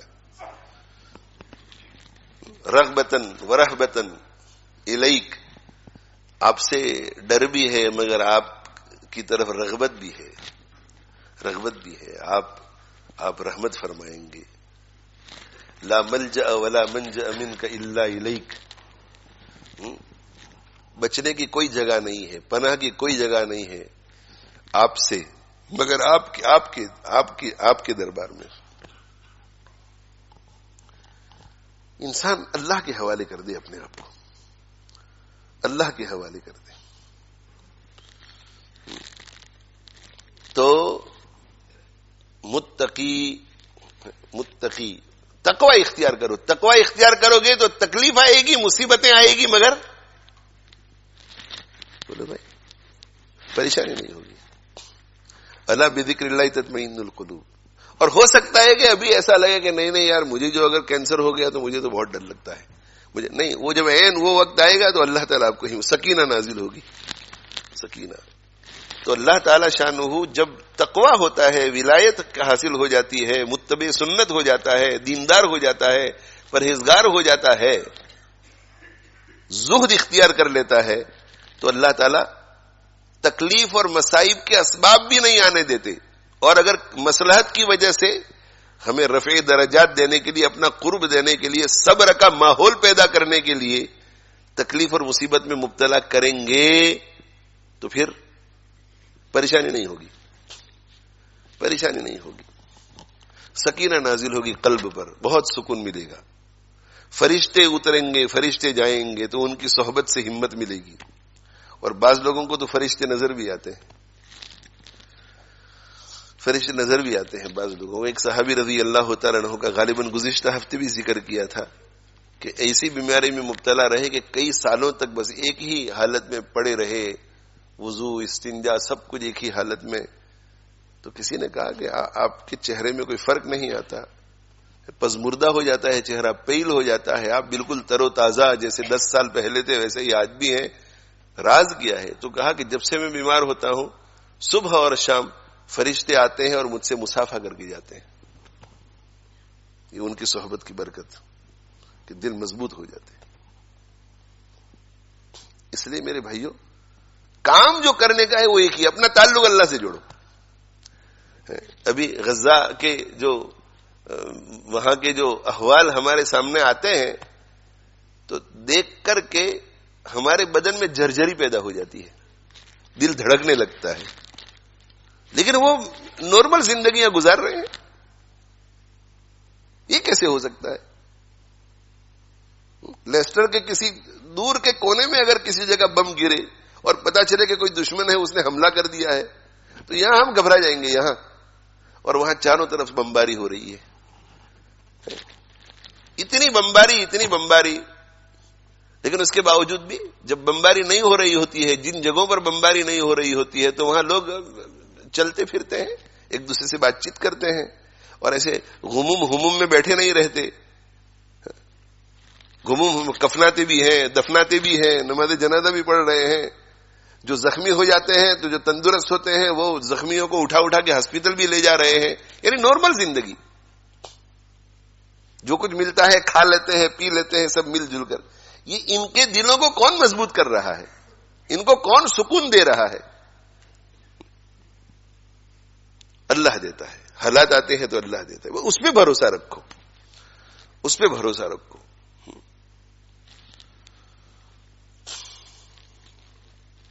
اللہم انی اسألک من الخیر کلہ عاجلہ و آجلہ. اے اللہ میں تجھ سے ہر خیر کا سوال کرتا ہوں، ابھی کی بھی اور بعد کی بھی.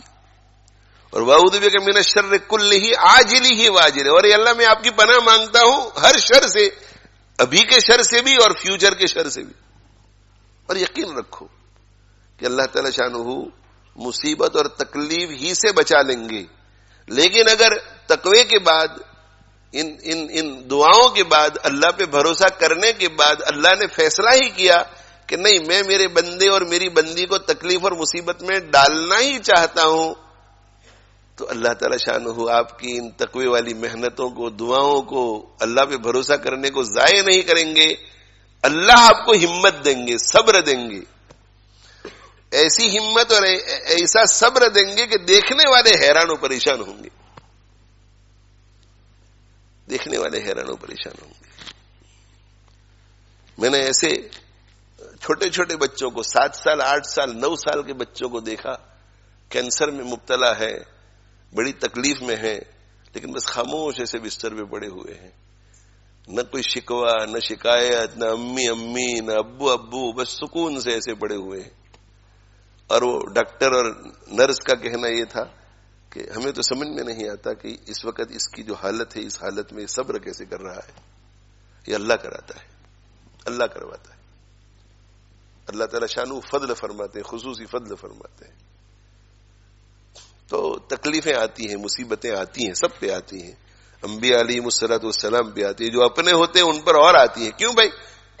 اللہ کیوں تکلیف نہیں بھیجیں گے؟ کیوں مصیبت نہیں بھیجیں گے؟ تکلیف بھیج کر صبر دیں گے، مصیبت بھیج کر صبر دیں گے، سکون کے اسباب پیدا کریں گے، اور پھر اپنے بندے کے درجات کو بھی بلند کریں گے. تو اللہ کیوں محروم رکھیں گے اپنے بندے کو؟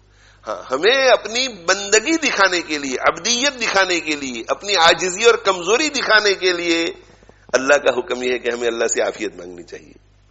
اے اللہ عافیت عطا فرما، اے اللہ عافیت عطا فرما، اے اللہ عافیت عطا فرما. حالانکہ جو تکلیفیں آتی ہیں، مصیبتیں آتی ہیں، ان کے نتیجے میں جو دولتیں ملتی ہیں اور جو نعمتیں ملتی ہیں، اس اعتبار سے راحت اور عافیت کی نعمت سے بڑھ کر تکلیف اور مصیبت کی نعمت ہے. لیکن ہمیں عاجزی سکھائی ہے کہ نہیں، تمہیں ایسا نہیں کہنے کا کہ اللہ مصیبت بھیج دے میں صبر کروں گا، اس میں دعویٰ ہو جائے گا. اس میں آدمی غلطی کر سکتا ہے، پھسل سکتا ہے، ہو سکتا ہے کہ صبر نہ ہو سکے، صبر نہ ہو سکے. حضرت امام احمد ابن حنبل رحمۃ اللہ علیہ نے یہی بات کہی تھی جب امام احمد ابن حنبل رحمۃ اللہ علیہ کو خلق قرآن کے مسئلے میں، وہ مامون رشید کا دور تھا، ہارون رشید کے بیٹے مامون رشید کا دور تھا، جب ان کو گرفتار کر کے لایا گیا، تو انہوں نے، وہ ڈرے نہیں. انہوں نے کیا کہا؟ انہوں نے یہ کہا کہ مجھے اگر قتل کر دیا جائے تو قتل سے میں نہیں ڈرتا. کیوں نہیں ڈرتا؟ اس سے کہ قتل میں کوئی آزمائش نہیں ہوتی، ادھر تلوار چلی ادھر ختم ہو گئی. مجھے ڈر اس بات سے ہے کہ میرے اوپر اگر کوڑے برسائے جائیں اور میں کہیں اس آزمائش میں کامیاب نہ ہو سکوں، مجھے ڈر لگتا ہے. مجھے یہ ڈر لگتا ہے کہ اگر سزا موت کی نہیں ہوئی، کوڑے کی ہوئی، تو ایک کوڑا لگا، دوسرا کوڑا لگا، تیسرا کوڑا لگا، تو چونکہ تاب نہیں لا سکوں گا، برداشت نہیں کر سکوں گا، تو کہیں میں پھسل نہ جاؤں اور یہ نہ کہہ دوں کہ میں نے بھی قرآن کو مخلوق مان لیا ہے. بس یہ ڈر ہے مجھے. تو یہ عاجزی اللہ کو بہت پسند ہے. کیا عاجزی پسند ہے؟ کہ اللہ میں کمزور ہوں، آپ مجھے عافیت دیجئے، مصیبت سے بچائیے، ایسا نہ ہو کہ میں صبر نہ کر سکوں. بس یہ بندے کو کرنا ہے، عافیت مانگنی ہے. لیکن اگر اللہ تقوی کے ساتھ ہے، عاجزی کے ساتھ ہے، دعائیں کرتا ہے، استغفار کرتا ہے، تو اللہ تعالی شانہ جب وقت آتا ہے نا تو بہت مدد فرماتے ہیں. تو امام احمد ابن حنبل رحمت اللہ علیہ فرماتے ہیں کہ وہ جیل میں مجھے ڈالا گیا تھا، بیڑیاں مجھے لگائی گئی تھی، لوہے کی بیڑیاں. اور عمر آپ کی کتنی تھی جب اس میں مبتلا ہوئے؟ 57 ایئرز کی عمر تھی. بڑھاپا شروع ہو چکا تھا. اور فرماتے ہیں کہ علماء نے مجھے کہا، کچھ علماء آئے، وہ درباری علماء ہوں گے، ہو سکتا ہے کہ ان کے دوست بھی ہوں، انہوں نے رخصت پر عمل کرنے کے لیے کہا کہ ایسے موقع پر جب اپنی جان کو بن جائے تو جان کی حفاظت کے لیے آپ کہہ سکتے ہیں، بچنے کے لیے آپ اپنے آپ کو بچا لیجیے. تو انہوں نے کہا کہ حضرت خباب ابن ارت رضی اللہ تعالیٰ عنہ کی حدیث تم نے نہیں سنی ہے؟ حضرت امام احمد نے کہا جیل میں، حضرت خباب کی حدیث تم نے نہیں سنی ہے؟ حضرت خباب رضی اللہ تعالیٰ عنہ فرماتے ہیں کہ اللہ کے نبی صلی اللہ علیہ وسلم کے پاس مکی زندگی میں مؤمنین آئے، مسلمان آئے، اور انہوں نے کہا کہ اللہ تدعو لنا، آپ ہمارے لیے دعا نہیں کرتے؟ نہیں کریں گے آپ ہمارے لیے؟ آپ اللہ سے مدد نہیں، اللہ تستنصروا لنا، آپ اللہ سے ہمارے لیے مدد طلب نہیں کریں گے؟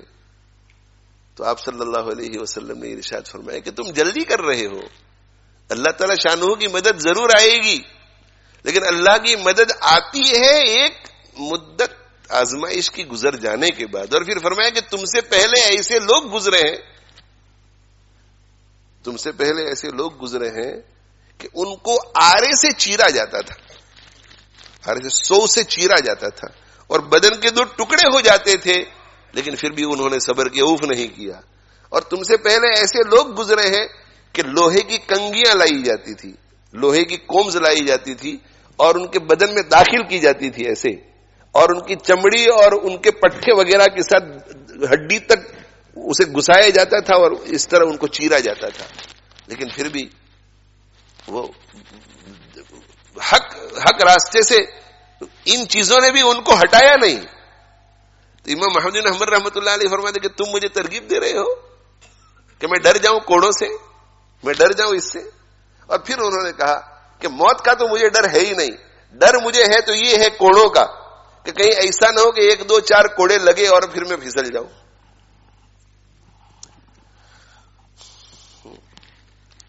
تو اس جیل میں جس کوٹھڑی میں آپ تھے، بڑے بڑے ڈاکو تھے، بڑے بڑے چور تھے. یہ خوف تھا حضرت امام محمد بن حنبل رحمۃ اللہ علیہ کو. اور میں نے کیا کہا کہ جب وقت آتا ہے تو اللہ تعالی شانہ ہمت پیدا کر دیتے ہیں. تو جب یہ علماء چلے گئے حضرت امام محمد بن حنبل رحمۃ اللہ علیہ کو سمجھا کر، تو وہ ڈاکو اور چور آگے بڑھے. بھائی مسلمان ہوتا ہے، ڈاکو ہو چور ہو، اس کے دل میں دین والوں کی تو محبت سب کے دلوں میں ہوتی ہے. انہوں نے کہا کہ آپ بالکل فکر نہ کیجئے، کوڑے ہمیں لگ چکے ہیں، ہم سب کو تجربہ ہے. 2 کوڑے لگتے ہیں تو محسوس ہوتے ہیں، اس کے بعد کوڑے محسوس نہیں ہوتے. 2 کوڑے محسوس ہوتے ہیں، اس کے بعد کوڑے محسوس نہیں ہوتے. اس لیے کہ وہ 2 کوڑے پہلے اتنے زور سے ہوتے ہیں کہ آدمی نیم بے ہوش سا ہو جاتا ہے، تو پھر محسوس نہیں ہوتے. حضرت امام محمد بن حنبل رحمۃ اللہ علیہ فرماتے ہیں کہ بس ان کی باتوں میں اللہ نے ایسا اثر پیدا کر دیا کہ میرے دل سے خوف نکل گیا، میرے دل سے خوف نکل گیا. اور کوڑے پہ کوڑے لگائے جا رہے ہیں رمضان المبارک کے مہینے میں، روزے کی حالت میں، روزے کی حالت میں. اور لوگوں نے کہا کہ آپ روزہ نہ رکھیں. وہ جو جیل میں 7 لوگ تھے، روزہ نہ رکھیں. گرمی میں آپ کو لٹا کر کے کوڑے برسائے جاتے تھے. آپ نے روزے بھی رکھے، کوڑے بھی کھائے. اور جب ان سے کہا جاتا تھا، مامون کہتا تھا، مامون بھی علم دوست آدمی تھا، اور وہ جو معتزلی درباری مولوی تھے ان کے ہاتھوں میں پھنس گیا تھا، ورنہ وہ بھی نہیں چاہتا تھا کہ امام ہو. تو کہتا تھا کہ بس آپ بس اتنا کہہ دیجئے، بس اتنا کہہ دیجئے کہ قرآن جو ہے وہ مخلوق ہے، بس اتنا کہہ دیجئے. تاکہ تو آپ فرماتے تھے کہ ہاتونی من الکتاب والسنہ، ہاتونی من الکتاب والسنہ، بس میرے پاس کتاب اللہ اور سنت رسول کو لائیے. کوڑے پہ کوڑے برسائے جا رہے ہیں، روزے کی حالت میں ہے، گرمی ہے، بڑھاپا ہے، لیکن اللہ نے ہمت دے دی کہ ذرہ برابر ڈرے نہیں، ڈرے نہیں. اور دل ایسا مضبوط اللہ نے کر دیا کہ انتقامی جذبہ بھی بالکل نہیں، انتقامی جذبہ بالکل نہیں. کسی نے ان سے کہا کہ آپ معاف کر دیجئے، ان کو معاف کر دیجئے. تو آپ نے فرمایا کہ یہ عباسی لوگ ہیں، مامون عباسی ہے، یہ عباسی لوگ ہیں، معتصم مامون جن سے میری، یہ عباسی لوگ ہیں، اور یہ میرے پیارے حبیب صلی اللہ علیہ وسلم کے چچا کی اولاد ہیں. اس لیے کوڑا لگنے کے بعد نہیں، کوڑا لگنے سے پہلے میں معاف کر دیتا تھا. تو میں کیا عرض کر رہا ہوں؟ میں عرض یہ کر رہا ہوں کہ اللہ تعالی شان وہ ہمت دے دیتے ہیں. اس لیے جو متقی ہوتا ہے، جو پرہیزگار ہوتا ہے، افلاطون نے کیا پوچھا موسیٰ علیہ الصلوۃ والسلام سے کہ آسمان کمان بن جائے، ساری مصیبتیں تیر، اور اللہ تیر برسائے، کیسے بچ سکتا ہے آدمی؟ تو کہا کہ بس تیر پھینکنے والے کے پہلو میں جا کر کے کھڑا ہو جائے، پہلو میں اس کے پیچھے چھپ جاوے تو تیر تو سارے آگے جائے گا، بچ جائے گا. اللہ سے تعلق پیدا کرے آدمی. پہلے ہی سے اگر اللہ کا تعلق ہے تو الحمدللہ، تکلیف مصیبت دیکھ کر کے بھی گھبرائے گا نہیں، تکلیف مصیبت دیکھ کر کے بھی گھبرائے گا نہیں. اور اگر پہلے سے اللہ کا تعلق اس درجے کا نہیں ہے تو اب تعلق پیدا کرے اور مضبوط کرے، اپنے سارے معاملات کو اللہ کے سپرد کر دے، اور اللہ ہی سے صبر مانگے، اللہ ہی سے عافیت مانگے، اللہ ہی سے حفاظت مانگے، اللہ سے مانگے، سب کچھ اللہ سے مانگے، اور تقوی اختیار کرے، توبہ خوب کرے، اور اطمینان رکھے کہ اللہ تعالی شانہ مجھے شفا دیں گے، مجھ سے تکلیف کو ہٹائیں گے، اور تکلیف اگر نہ ہٹی تو پریشانی نہیں آنے دیں گے. پریشانی. حضرت حکیم اختر صاحب رحمہ اللہ تعالیٰ کیا فرماتے تھے کہ اللہ تعالیٰ شانہ اللہ کے ولی کے دل کو غم پروف بنا دیتے ہیں. غم پروف، جیسے واٹر پروف ہوتی ہے گھڑی، تو غم پروف بنا دیتے ہیں. یعنی حالات غم کے ہوتے ہیں مگر غم اندر دل میں داخل نہیں ہو سکتا.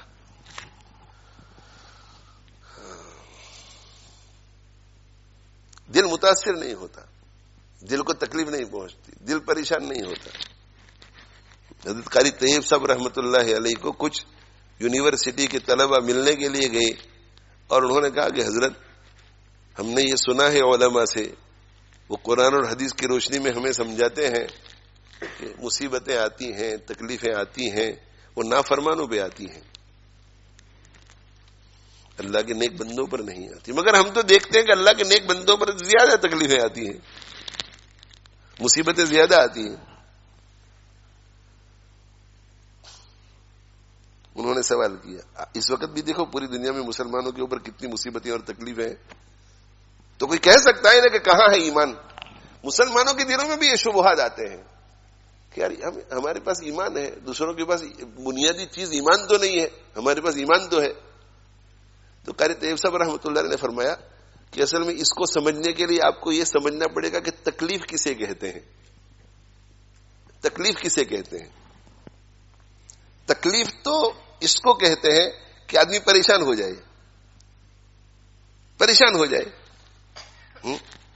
میرے جیسے کمزور آدمی کو آپ زور سے ایک مکہ مارو سینے کے اوپر تو مجھے تکلیف ہوگی، اور کسی مضبوط آدمی کو، کوئی باکسر ہو، کوئی پہلوان ہو، اسے آپ 10 مکے بھی ماریں گے تو اسے تکلیف نہیں ہوگی. تو کیا کوئی یہ کہے گا کہ یہ 10 مکے جس کو برسے ہیں وہ زیادہ تکلیف میں ہے اور یہ ایک مکے والا کم تکلیف میں ہے؟ تکلیف اس مصیبت کو کہتے ہیں جو دل کو متاثر کرے. تو اللہ نے جو یہ کہا ہے کہ جو متقی اور پرہیزگار ہوتے ہیں ان پر تکلیفیں نہیں آتی، اس کا مطلب یہ ہے کہ تکلیفیں آنے کے باوجود بھی ان کے دل متاثر نہیں ہوتے، سکون میں رہتے ہیں. نہ دنیا سے، نہ دولت سے، نہ گھر آباد کرنے سے تسلی دل کو ملتی ہے، خدا کو یاد کرنے سے سکون میں رہتا ہے. وہ سکون. موسیٰ علیہ السلام کی قوم نے کہا کہ انا لمدرکون، آگے سمندر، پیچھے فرعون کا لشکر. موسیٰ علیہ السلام بالکل گھبرائے نہیں. تکلیف تھی کہ نہیں؟ مصیبت تھی کہ نہیں کہ ابھی پکڑے جائیں گے؟ اور موسیٰ علیہ السلام کو تو دوسروں سے زیادہ گھبرانا چاہیے تھا کہ لانے والا میں ہوں ان سب کو، تو مجھے تو عبرتناک سزا دی جائے گی. لیکن نہ، سکون کہ تکلیف اور مصیبت کا ماحول ہے، ایسی اس کی صورت اور شکل ہے اور نقشہ ہے، اللہ تعالیٰ پریشان نہیں کریں گے. آپ نے کیا فرمایا؟ ان معی ربی، بے شک میرے ساتھ میرا پروردگار ہے، سیہدین، وہ میرے لیے راستہ بنائے گا، بچنے کا راستہ ضرور بنائے گا. تو اللہ تعالیٰ شانہ نے فرمایا کہ یہ موسیٰ سمندر کے پانی پہ لاٹھی ماری، فضرب بعصاک البحر فانفلق فکان کل فرق کالطود العظیم. بس اللہ تعالیٰ شانہ نے سمندر کو روک دیا. ادھر کا پانی جو ہے وہ بڑے ٹیلے جیسا ہو گیا، ادھر کا پانی بڑے ٹیلے جیسا ہو گیا، اور بیچ میں سے نکلتے چلے گئے حضرت موسیٰ علیہ السلام. اور فرعون پیچھے سے آ رہا ہے، اور فرعون اس طرف کنارے پر پہنچا، اس وقت تک میں وہ لوگ جا چکے تھے، ادھر گزر چکے تھے، اور وہ راستہ اتنا خشک ہو گیا تھا کہ موسیٰ علیہ السلام اور بنو اسرائیل گزر رہے تھے تو غبار اڑ رہا تھا، اور سمندر دونوں طرف ایسے کھڑا ہے انتظار میں. تو فرعون نے دیکھا کہ تو راستہ بن چکا ہے، اور اگر بنو اسرائیل یہاں سے گزر سکتے ہیں تو ہم بھی گزر سکتے ہیں. اس نے بھی گھوڑا ڈال دیا اور پورا لشکر اس کے پیچھے. جب پورا لشکر بیچ سمندر میں آ گیا، فرعون آگے، آخری سپاہی اخیر میں، تو اللہ تعالیٰ شانہ نے حکم کیا اس سمندر کو، تو سمندر ایک ساتھ ہو گیا.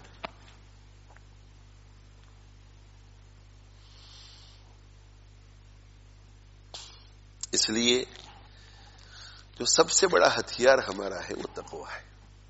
تقویٰ تقوی ہتھیار ہے، رجوع الی اللہ ہتھیار ہے، اللہ کے ساتھ اپنا تعلق ہتھیار ہے. تو سب سے پہلی چیز، باقی سارے اسباب بعد میں، سب سے پہلی چیز تقوی. ایک متقی اور پرہیزگار شخص جب کوئی کام کرتا ہے تو اس کے کام میں برکت ہوتی ہے. ہم ہمارے بچوں کی بسم اللہ کسی ایسے شخص سے کیوں کرواتے ہیں جس کو ہم تقوی والا سمجھتے ہیں؟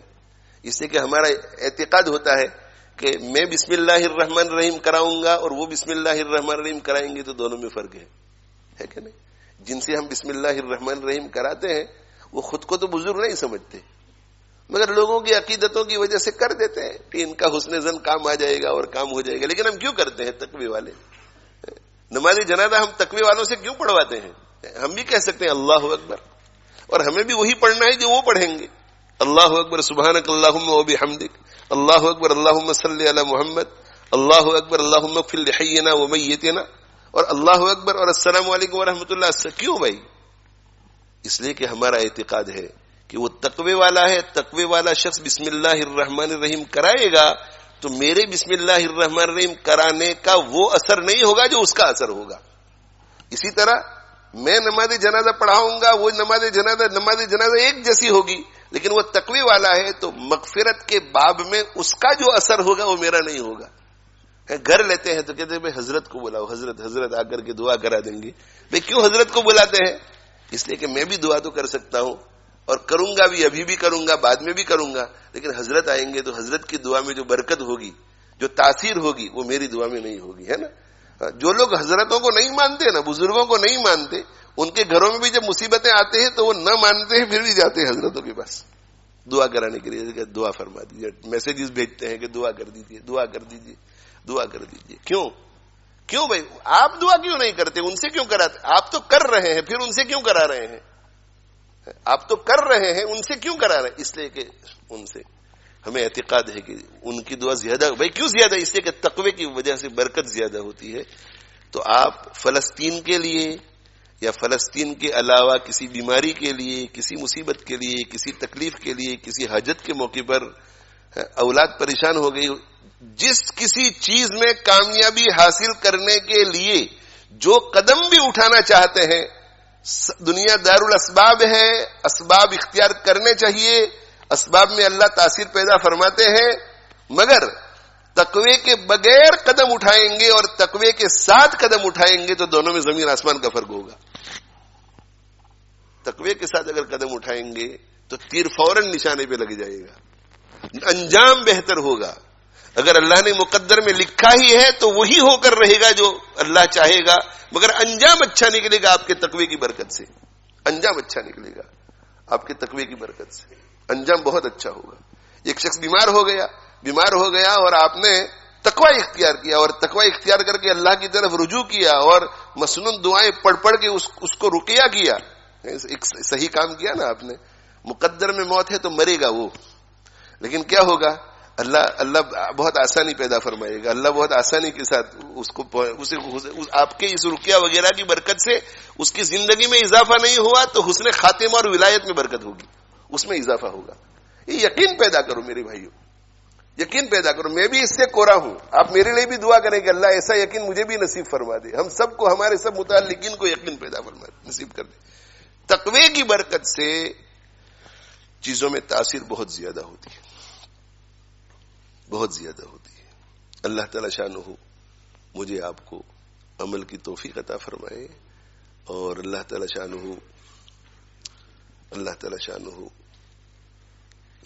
پوری دنیا کے حالات کو درست فرما دے، امن کو عام فرما دے، سلامتی کو عام فرما دے.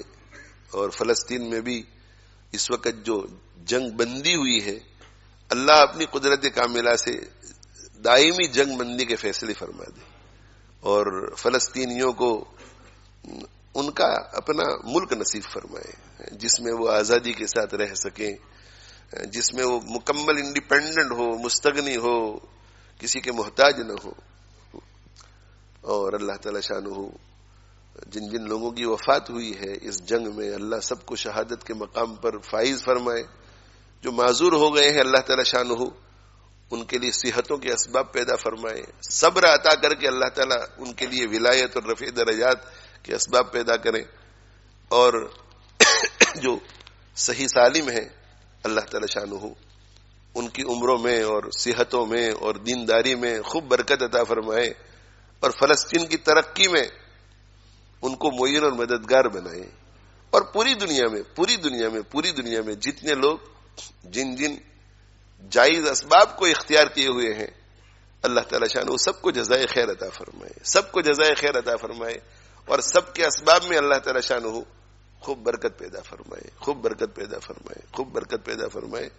اللہ تعالیٰ جو لوگ فلسطین کے مسلمانوں کی مدد میں اس وقت لگے ہوئے ہیں، جنگ بندی کے لیے لگے ہوئے ہیں، مسلم غیر مسلم سب کے لیے اللہ اپنی رضا کے اسباب مہیا فرمائے۔ اس عمل کے نتیجے میں اللہ تعالیٰ رضا کے اسباب مہیا کرے، اور ہم سب کو اللہ تعالیٰ تقوی کی طرف توجہ کرنے کی بھی توفیق عطا فرماوے، توبہ خوب کرنے کی توفیق عطا فرماوے، دعا، صدقہ اور صلاۃ اور صبر اور کثرت ذکر ان سب کی بھی ہمیں توفیق عطا فرماوے، ان پر ہمیں یقین نصیب فرمائے، اور ساتھ میں ہم لوگوں کو بھی شرعی حدود میں رہ کر کے اچھے صحیح مؤثر اسباب اختیار کرنے کی توفیق عطا فرماوے۔ اور اس کے علاوہ باقی جتنے لوگ جہاں کہیں بھی جس پریشانی میں مبتلا ہے، اجتماعی یا انفرادی، جو لوگ بیماریوں میں مبتلا ہے، جو لوگ اختلافات میں مبتلا ہے، لڑائیوں میں جھگڑوں میں مبتلا ہے، رزق کی تنگیوں میں مبتلا ہے، اولاد کی طرف سے پریشانی میں مبتلا ہے، میاں بیوی کے آپس میں اختلافات ہیں، رشتہ داروں میں آپس میں دوری اور ناچاکیاں ہیں، جہاں جو جس پریشانی میں مبتلا ہے اللہ تعالیٰ سب کو ان پریشانیوں سے نجات عطا فرماوے، اور ان کے لیے اچھے اسباب پیدا فرماوے، اور سب کے دلوں میں یہ بات راسخ کر دے کہ پریشانیوں کا نجات صرف ایک ہے، اور وہ ہے کہ اللہ کی مرضی کے مطابق حقوق اللہ اور حقوق العباد کی رعایت کرتے ہوئے زندگی گزارنی ہے۔ اللہ تعالیٰ شانہ ہم سب کو توفیق عطا فرماوے۔ وآخر دعوانا الحمد للہ رب العالمین، وصلی اللہ علی نبینا محمد وعلی آلہ واصحابہ اجمعین۔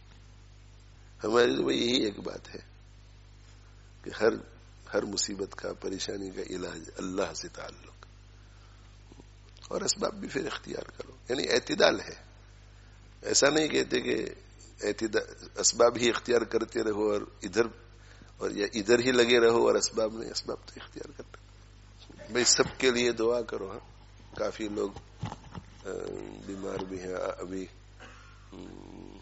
اس ہفتے جو ہے وہ 2 جنازے ہوئے ہیں۔ ایک ہمارے مفتی سلیمان صاحب کے ماموں کا انتقال ہو گیا ہے، صالح بھائی ٹکولیا، ہمارے زید وغیرہ کے والد کا۔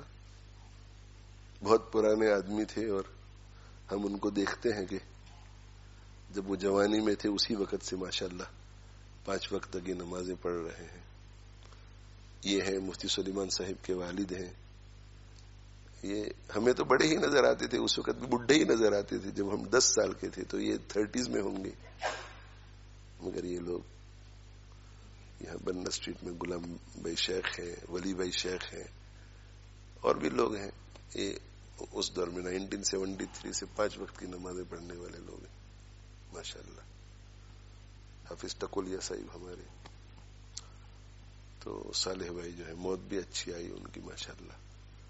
اور ہمارے عبدالعزیز بھائی ماسٹر تھے، ان کی بیگم کا انتقال ہو گیا۔ عبدالعزیز بھائی بوڑھی تھی بیچاری، ہمارے دارالعلوم بری کے استاد حدیث مولانا نوشاد صاحب کی والدہ۔